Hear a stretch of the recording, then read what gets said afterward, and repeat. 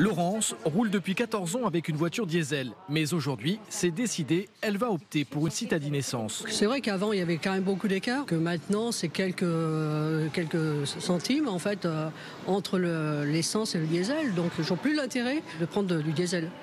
Ne plus acheter un véhicule diesel, une tendance qui se confirme de plus en plus en France. Le mois dernier, moins d'une voiture neuve vendue sur deux était une diesel, du jamais vu depuis l'an 2000. Principale raison de ce désamour, une rentabilité de moins en moins évidente. Jusqu'à maintenant, il est vrai qu'il y avait un avantage économique clair à la pompe et à l'entretien pour l'utilisation de véhicules diesel.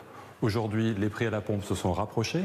Pour le marché des professionnels, les avantages fiscaux sont devenus minimes pour le diesel. Mais d'autres facteurs peuvent aussi expliquer cette baisse des ventes, notamment le scandale Volkswagen qui a dégradé l'image des véhicules diesel ou encore les politiques de circulation de plus en plus restrictives de certaines villes pour lutter contre les émissions de particules fines. Moins pollué, c'est d'ailleurs ce que souhaite désormais Bruno pour son entreprise. Dans son parking, une flotte toute neuve de 15 utilitaires achetés en juin dernier, tous des diesels. Mais d'ici 2 ans, il prévoit de les revendre pour des véhicules plus propres. Coût de l'opération, une facture de 7 000 € de carburant supplémentaire par an. On voudrait ne pas polluer en tant qu'entrepreneur. Dans 2 ans maintenant, et on se remettra aux véhicules certainement essence. J'espère simplement qu'on pourra s'entendre avec l'État ou avec le constructeur pour avoir une reprise de véhicules qui ne nous pénalise pas trop financièrement.